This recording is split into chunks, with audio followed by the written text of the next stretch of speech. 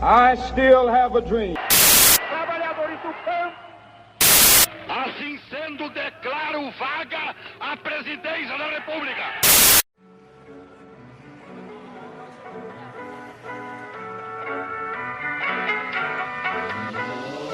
Bom dia, boa tarde, boa noite para você que está ouvindo o Por História. O tema debatido de hoje será sobre os estudos arqueológicos e o arqueólogo Marcos Zimmermann topou conversar conosco sobre o que é a arqueologia e qual o papel que ela tem na pesquisa histórica.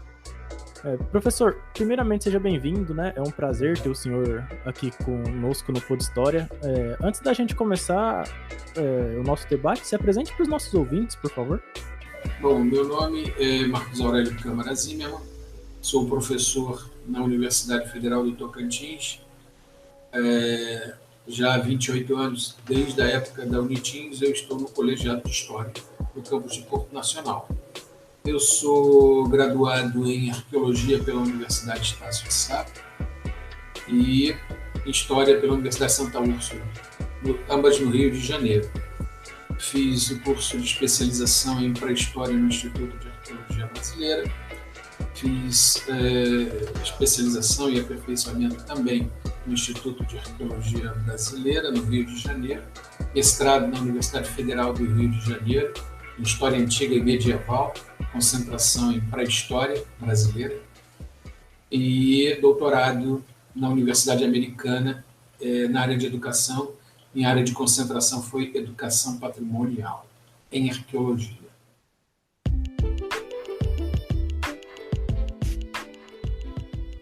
Pessoal, para você que escuta o Por História pelo Spotify, eu peço para que você avalie a qualidade do podcast, seguir e também ativar o sino para que o Spotify notifique você toda vez que surgirem novos episódios. Você pode realizar essas 3 etapas no canto superior esquerdo do podcast. Outra coisa, eu peço também para que quem utiliza o Twitter siga o Por História. Para seguir, basta pesquisar por Por História. Por fim, eu peço para que você apoie o podcast com qualquer valor para que nós continuemos trazendo conteúdo sobre diversos temas de história e fomentar também a história pública. Para apoiar com qualquer valor, basta fazer um pix no e-mail podhistoriapodcast@gmail.com. Então, sem mais delongas, vamos para o episódio de hoje. Minha primeira pergunta, né, tem a ver com a fundação do campo, né, da arqueologia em si. Tem data? Quando foi criado o campo de arqueologia? Bom, aqui no Tocantins, nós trabalhamos com arqueologia já tem 20 anos, né? E ela começou na Unitins, no Núcleo Tocantinense de Arqueologia, o núcleo que eu criei na universidade, na época que nós ainda estávamos na Unitins. Esse núcleo não veio para a UFT, ficou com a Unitins, na época da incorporação de todos os elementos da Unitins, os professores e alguns núcleos de pesquisas que a Universidade do Tocantins considerou importante, não passou para a UFT. O núcleo de meteorologia e o núcleo de arqueologia foram os 2 únicos núcleos que a Universidade do Tocantins não permitiu que fosse para a UFT. E eu permaneci com 20 horas na Unitins, criamos o núcleo, já estávamos com o núcleo tocantinense de arqueologia, com vários projetos de pesquisa na área de licenciamento, principalmente. Pesquisas importantes na Ferrovia Norte-Sul, linha de transmissão, o HE, PCH, enfim, várias pesquisas arqueológicas importantes, né? E isso, o núcleo tocantinense de arqueologia foi criado em 1997. Né? Desde 94 a gente já faz arqueologia, mas em 97 o núcleo de arqueologia foi criado. E no Brasil, a gente fala de arqueologia desde a década de 40, principalmente, né?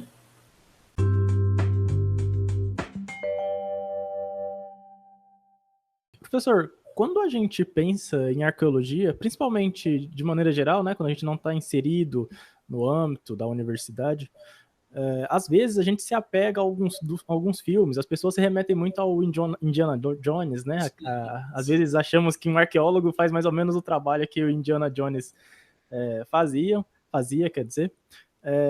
acaba criando até um imaginário sobre a própria função, né? Sobre a própria profissão de arqueólogo e de arqueóloga. A minha outra pergunta é a seguinte: o que a arqueologia estuda? Bom, a arqueologia estuda sociedades humanas já extintas, né? Sociedades humanas que não estão mais aqui, das mais diversas, desde da indígena, né? da pré-histórica até a histórica.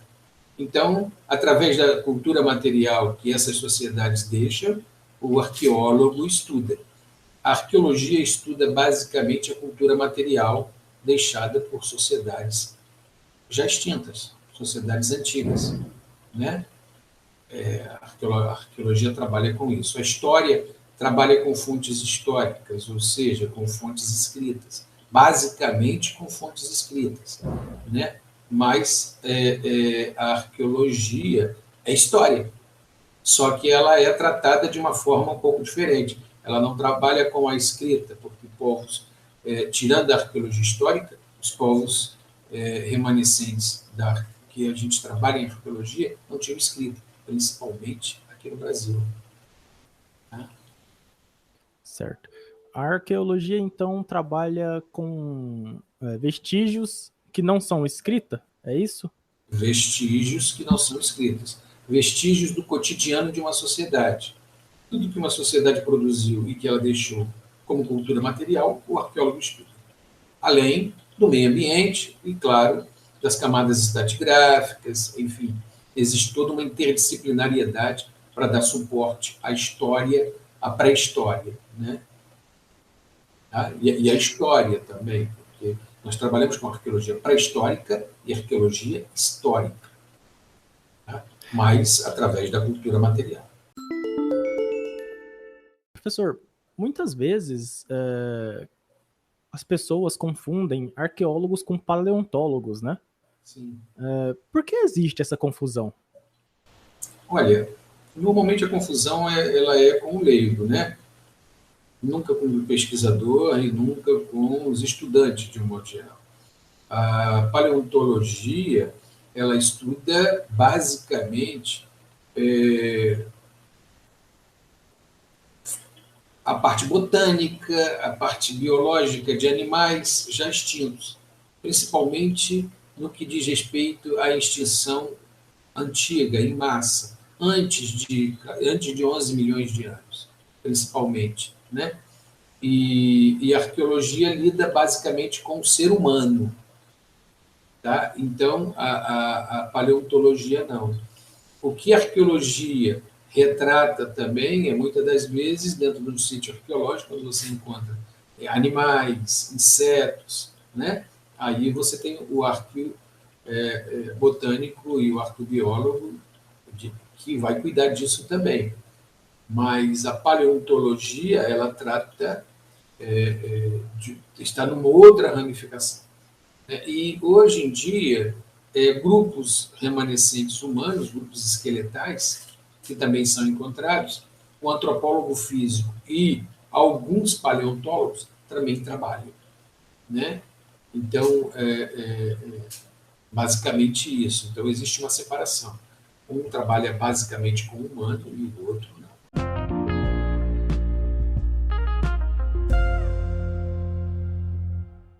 Vamos supor que um arqueólogo ou arqueóloga encontrou um cemitério indígena de talvez 800 anos atrás.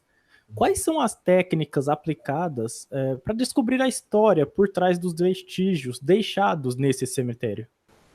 Bom, primeiro, a pessoa que encontra, ela deve comunicar ao arqueólogo, que vai, com certeza, comunicar ao Instituto do Patrimônio Histórico e Artístico Nacional. Todos os vestígios arqueológicos e todos os vestígios históricos até o período imperial pertencem à União, não pertencem a nenhum cidadão, mesmo que ele encontre. Tá? Então, esse arqueólogo vai comunicar ao IPHAN, vai fazer um pequeno projeto ou pedir uma autorização especial para ir nesse sítio, né? Dependendo da autorização, se é só para identificar se é sítio arqueológico mesmo, e depois que ele prepara esse projeto, o Instituto do Patrimônio Histórico e Artístico Nacional, IPHAN, ele dá uma autorização para aquele arqueólogo em portaria federal. Aí sim, esse arqueólogo vai para o campo. No campo, ele demarca toda a área que ele considera que é um sítio arqueológico, que pode ter os enterramentos indígenas, né? Se for atual ou tiver dentro de uma reserva indígena, nós temos que comunicar e pedir autorização também à FUNAI, né? Fazer em parceria com a FUNAI o resgate, porque muitas das vezes o remanescente pode ser daquele grupo cultural que está ali ou não, né? Isso só o arqueólogo vai poder identificar depois nas escavações. Aí setorizamos todo o local, ou seja, de acordo com os pontos cardeais, a gente vai setorizar o local, marcar malhas de 2 em 2 metros, enfim, de norte, sul, leste e oeste, e ali nós vamos determinar alguns locais, vamos fazer uma primeira documentação completa, filme, vídeo, enfim, desenhos, mapa, tudo, vamos fazer toda uma documentação completa, vamos passar um equipamento para poder ver se tem alguma coisa debaixo do solo, seja metal, ou seja, algum composto orgânico. Uma vez feito isso, aí sim a gente geoposiciona cada quadrícula daquela de acordo com os pontos cardeais, né? E a gente escolhe um dos quadrantes para começar a escavar. Normalmente a escavação ela é artificial, estilo americano, não trabalhamos com o estilo francês, que é decapagens amplas. Fazemos cortes, fazemos retiradas no solo de 10 em 10 centímetros e embalamos tudo, fotografamos, cada 10 centímetros tem todo um procedimento, embalamos tudo, levamos para o laboratório para que depois que terminar a escavação seja tudo montado de novo no laboratório e peça a peça estudada separadamente. Material lítico, rochas encontradas estudadas separadamente, cerâmica separadamente, grupo de corpo humano separadamente, pingente, se for, enfim, urnas funerárias, se houver, e assim sucessivamente. Então, se ela estiver impactando alguma coisa, ou seja, se estiver no meio da passagem de uma ferrovia, de uma linha de transmissão, de alguma coisa, isso precisa ser retirado imediatamente, então o resgate é completo, mas se não, o resgate não é completo, o resgate é parcial para que a gente possa retornar depois com mais tecnologia. Então, é feito dessa forma. E o que dá para se descobrir a partir desses vestígios? Bom, primeiro, como era o cotidiano daquele grupo que estava ali. Se é um cemitério, quais os tipos de enterramento, como eles lidavam com o sobrenatural, né? A forma de enterrar, se está fletido, se está estendido, se está em decúbito ventral, enfim, como o corpo está, né? Se ele está enterrado de forma cristã ou não, se ele está enterrado dentro de urna, enfim, como é o ritual para que aquele enterramento acontecesse, né? E os acompanhamentos funerários que mostram o dia a dia daquele que está enterrado. E dependendo de como ele está enterrado, a gente pode identificar se era uma pessoa importante, se não era, se era apenas uma pessoa comum no grupo, e assim sucessivamente. Qual a importância disso? Bom, se você tem um cemitério ali, logo você tem uma aldeia próxima. Então temos que fazer uma prospecção, encontrar essa aldeia para poder tentar identificar e fazer uma correlação com o que foi encontrado. Nos sítios mais antigos, normalmente a aldeia é no próprio local onde se enterra, seja dentro de uma casa, de uma oca, seja fora, seja num espaço mais próximo, mas, enfim, tudo isso a gente leva em conta e refaz todo o processo para saber como aquele grupo cultural que estava ali vivia. E depois, dentro das camadas estratigráficas, nós recolhemos todo o composto orgânico possível para fazer uma datação de C14, de carbono 14, para que a gente possa identificar a data, o tempo em que aquele pessoal estava ali, com margem de erro de acordo com o nível de contaminação, de acordo com o nível de trabalho que está sendo feito, que a gente comunica e, na hora de mandar para o laboratório sabe o grau de contaminação e nos manda a data. E aí a gente vai trabalhar com comparação. Às vezes um corte apenas, um sítio enorme, tem uma diferença de 1000 anos, às vezes mais, e às vezes aquele pessoal que está em cima não é o mesmo que está embaixo.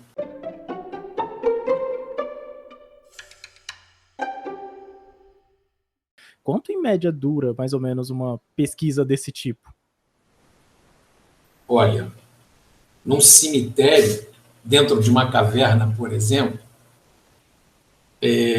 leva muito tempo, porque normalmente temos que tirar tudo inteiro.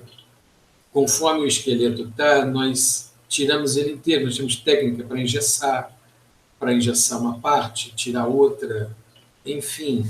Então, e tem que ter um pessoal especializado ajudando. Então, eu acredito que uma caverna, dependendo da quantidade de esqueletos, pode levar 1, 2 anos, às vezes mais. Agora, é claro que tudo vai depender se é uma arqueologia acadêmica ou se é uma arqueologia de impacto ambiental. Porque se você leva 2 anos para tirar um grupo esqueletal de dentro de uma caverna, você pode levar também 30 dias para tirar, dependendo da equipe que você tem, da quantidade de material disponível, né? É assim que funciona. É muito relativo, depende.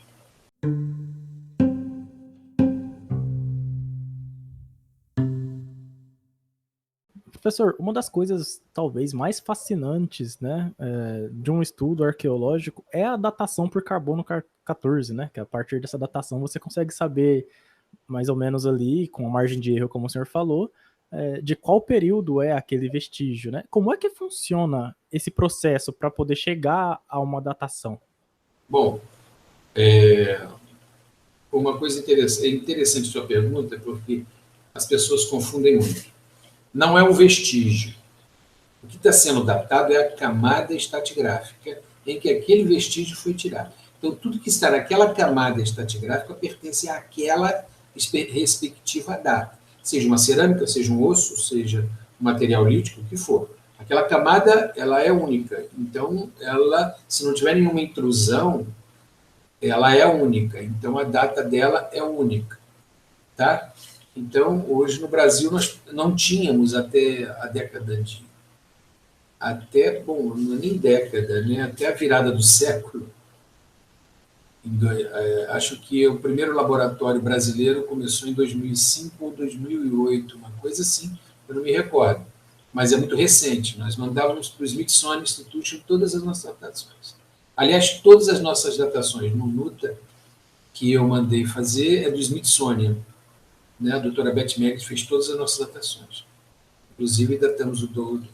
Nós temos um sítio arqueológico no Tocantins que varia entre 4.000 anos e 12.000 antes do presente. Né? Nós temos 2 ramos, antes de Cristo e antes do presente.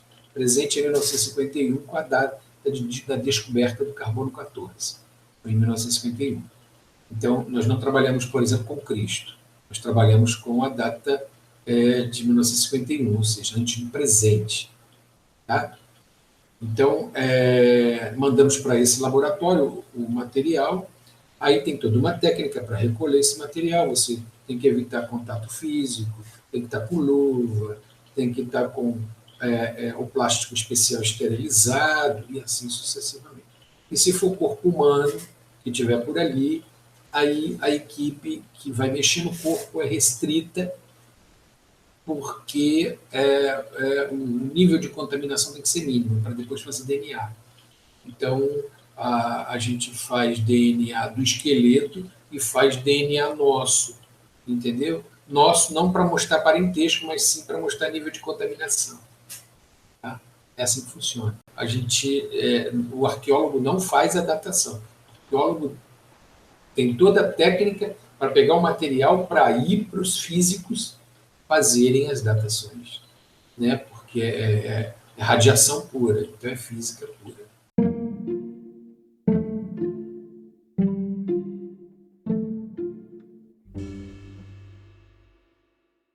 Os arqueólogos trabalham apenas com escavações? Não necessariamente precisa fazer escavação. A escavação é que vai te dar informação mais profunda a respeito do sítio. Mas, às vezes, fazemos prospecções onde a gente faz só coleta superficial. Nos sítios rupestres, muitas das vezes, a gente não escava. Não são todos os sítios rupestres que são passíveis de escavação. Então, eles são fotografados, filmados, decalcados, depende da técnica, e são trabalhados e estudados pelo arqueólogo. Tá? Mas a base para o conhecimento de uma sociedade, principalmente se ela estiver debaixo do solo, é a escavação. Professor, no Brasil existe uma dicotomia, né, entre a arqueologia pré-histórica e a arqueologia histórica também. O que são cada tipo de arqueologia? Quais pontos que esses campos se diferenciam? Bom, a arqueologia histórica é tudo após o português, a chegada do português. Seja português, seja espanhol, holandês ou francês. Não importa. Mas após a chegada do europeu. Tá? A gente faz esse trabalho de arqueologia histórica, inclusive com a própria chegada dos negros, por exemplo, os escravos, né? Que é considerado também um trabalho de arqueologia histórica. Tá? E a arqueologia pré-histórica são os grupos indígenas que habitavam o Tocantins, o Brasil. Né? Então, da pré-história, segundo alguns autores, nós temos datações de 40 mil anos no Brasil. Então, há 40 mil anos, esses grupos indígenas são grupos nômades, ou são grupos tribais nômades sedentários, seja tribal ou grupo de bando, não importa, ou as grandes chefias, como o Tupinambá era uma grande chefia, o Carajá era uma grande chefia,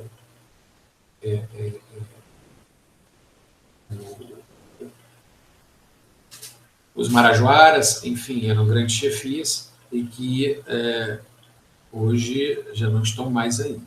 Né? O Carajá atual, que está aí, né, é tribal.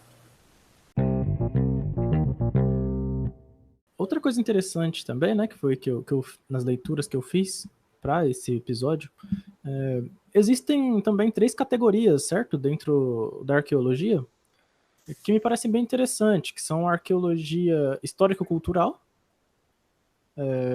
a arqueologia processual e a pós-processual. O que são cada uma dessas categorias e quais são suas especificidades?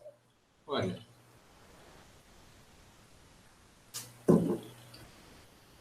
a arqueologia histórico-cultural é o que eu estou falando para você, a arqueologia histórica.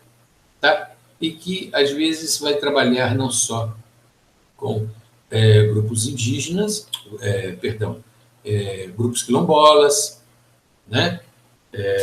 Vai trabalhar com igrejas, vai trabalhar, enfim, com toda questão que não necessariamente é indígena. Tá? A não ser que se faça um trabalho de etnoarqueologia com os grupos atuais que estão aí, e que existem alguns arqueólogos, principalmente aqueles que trabalham com licenciamento, e que vão impactar de alguma forma aquele grupo cultural de qualquer forma, né? Como foi, por exemplo, a BR-010, e passou dentro da aldeia indígena, né? Do Escraú, por exemplo, né? E passou a OHE do Lajeado, por exemplo, que também impactou de alguma forma os apinagés. Então, você tem alguns arqueólogos que cuidaram da parte de etnoarqueologia, que é estudar como o grupo está e a questão da cultura material desse grupo, para que possa, cultura material, as formas de enterramento, alguns rituais, para que possa haver ou não uma comparação com a arqueologia que está sendo feita naquele local. Então, basicamente isso, né? A arqueologia processual é a arqueologia, e pós-processual quando você trata de uma arqueologia. Só um minutinho aqui, né? Deixa eu maximizar a tela. É uma arqueologia onde você trabalha basicamente, eu diria, sem campo, sem a pesquisa de campo, né? É a arqueologia que você trabalha com, o próprio nome já está dizendo, com processos atuais, processos que já estão definidos, e que você vai... como é que eu vou te explicar a nível técnico? Por exemplo, se você trabalha com... se você já está trabalhando num determinado sítio arqueológico, você já fez uma série de comparações com relação a esses sítios arqueológicos, certo? Então, você tem que processar isso. Processual é aquela que você está tendo todo um processo com referência ao sítio e às comparações. Porque depois que chega no laboratório, todo esse material, ele precisa ser analisado e, por exemplo, a cerâmica. Então, você tem várias formas de analisar a cerâmica e de interpretar, porque os dados precisam ir para o laboratório serem interpretados, certo? Então, como é que é essas interpretações? Na cerâmica, por exemplo, você vai usar o método cluster, você pode usar o método FOG. Então, a arqueologia processual é isso, é você trabalhar as interpretações, certo?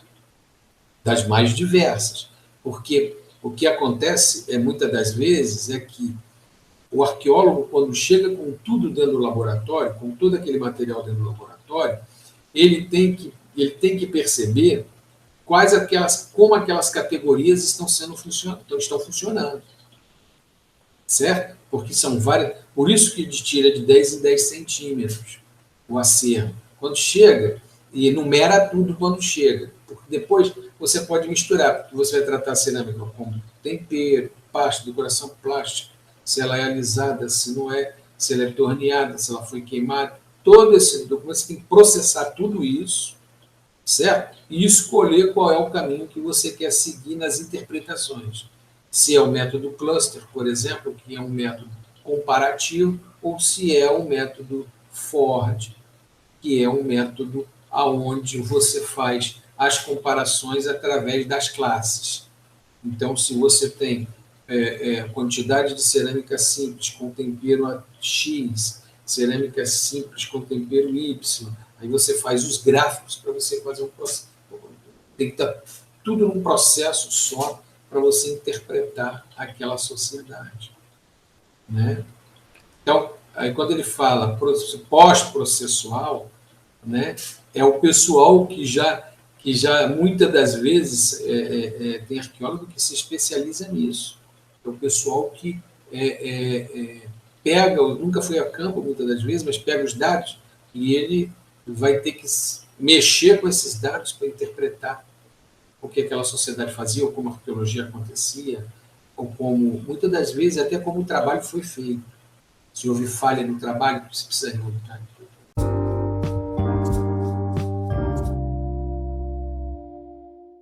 Como a arqueologia influencia na história e como a história influencia na arqueologia, para ambos os estudos? Bom, primeiro, eu sigo uma linha, uma tendência que, primeiro, arqueologia e história, tá? Arqueologia é uma técnica, é uma forma de você interpretar a história. É isso, né? Então, por isso, muitos historiadores são arqueólogos, né? Como eu. Que também sou arqueólogo, mas domino a técnica. Então, arqueologia é isso, é história pura. São sociedades que não estão aí que você está fazendo história. E o que é história? É você entender como aquela sociedade vivia, como as relações sociais se davam, com a questão da política, da economia, né, as próprias relações sociais. Tudo isso o arqueólogo faz com sociedades já extintas, através da cultura material. É complexo, é difícil? Existem margem de erro? Sim. Né? Em toda ciência você tem margem de erro, não tem jeito. A nossa margem de erro não é pequena, porque, primeiro, nós não estávamos lá. Segundo, aquela sociedade não deixou nada escrito para a gente, dizendo assim, A mais B. Nós é que temos que interpretar e perceber o que aconteceu ali. Se houve um crime, como esse crime aconteceu, como é que está aquele crânio, se ele... Enfim, o contexto é que nós precisamos interpretar. Né? quase que uma perícia que você faz na história. Tá? Mas a arqueologia, ela trabalha com a história o tempo inteiro, não só a pré, como a própria história. Tá? E existem pesquisadores, e eu também sigo muito essa linha. Hoje eu já não sigo mais porque o próprio colegiado meu não permitiu mais, né? Mas eu não vejo como pré-história, eu vejo como tudo como história.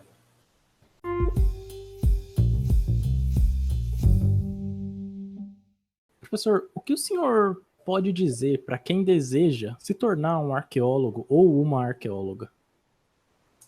Bom, a primeira orientação que eu dou faça uma graduação em arqueologia. Nós temos 14 universidades espalhadas pelo Brasil e com graduação de arqueologia. Não basta fazer história, geografia, letras, biologia, geologia e ir numa pós-graduação de mestrado, doutorado, ou ficar no laboratório um tempo, como estágio, e você se tornar arqueólogo por empurrão. Tá? Então, eu acho que tem que ter muito cuidado com isso, porque as faculdades de arqueologia, elas detalham exatamente como a faculdade de história detalha a importância da história, né? Então, cada ciência, cada curso no seu espaço. Então, o primeiro conselho que eu dou é procurar uma faculdade de arqueologia e se tornar um arqueólogo, né? Agora, se quiser trilhar também o caminho da pós-graduação, você precisa ter 5 anos de experiência no laboratório de arqueologia, a lei diz isso, né? 5 anos de experiência no laboratório para você fazer uma pós-graduação, mestrado ou um doutorado em arqueologia, e depois você fica como assistente em pesquisa de campo no IPHAN durante pelo menos uns 3 anos, né? Eu acho que são 3 anos, não tenho certeza, para depois você poder coordenar uma pesquisa efetivamente. E todas as pesquisas arqueológicas não podem ser feitas de forma aleatória. Eu, por exemplo, não posso sair daqui e ir para um local qualquer fazer pesquisa arqueológica. Proibido por lei federal, né? A lei 3924 proíbe, enfim, tem várias portarias do IPHAN proibindo isso, inclusive a última IN. O arqueólogo ele precisa pedir autorização para o IPHAN e receber uma autorização em portaria federal para executar qualquer tipo de atividade arqueológica.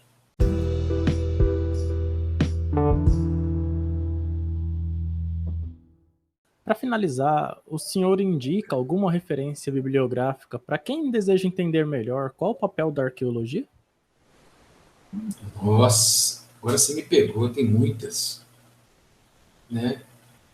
Eu acho que o aluno ele deve começar, por exemplo, com a pré-história do Grimm e Clark, é importante.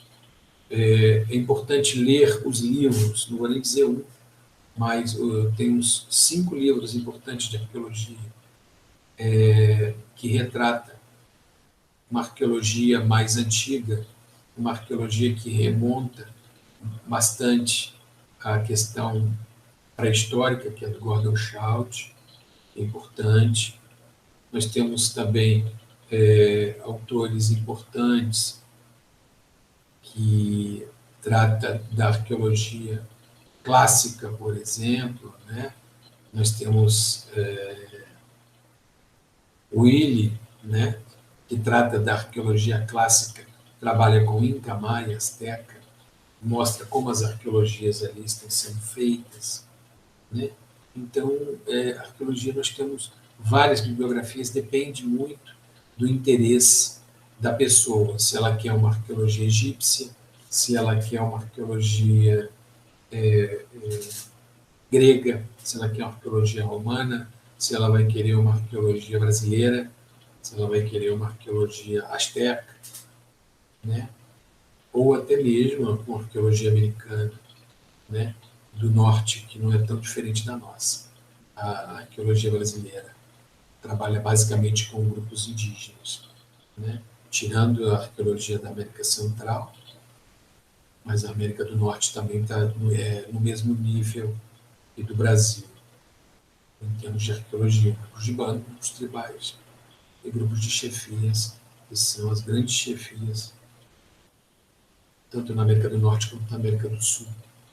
Tá? Depende do interesse, mas podem me procurar, dependendo do interesse, eu posso mandar um e-mail para a pessoa com a bibliografia que interessar por ela. Qual é o seu endereço para contato? maczimmermann@uft.edu.br. Ok. Bom, esse foi o professor Marcos Zimmermann, convidado do Pod História de hoje. Muito obrigado, professor, pela sua participação e até a próxima. Até a próxima. Muito obrigado por estar participando aqui com vocês. Obrigado.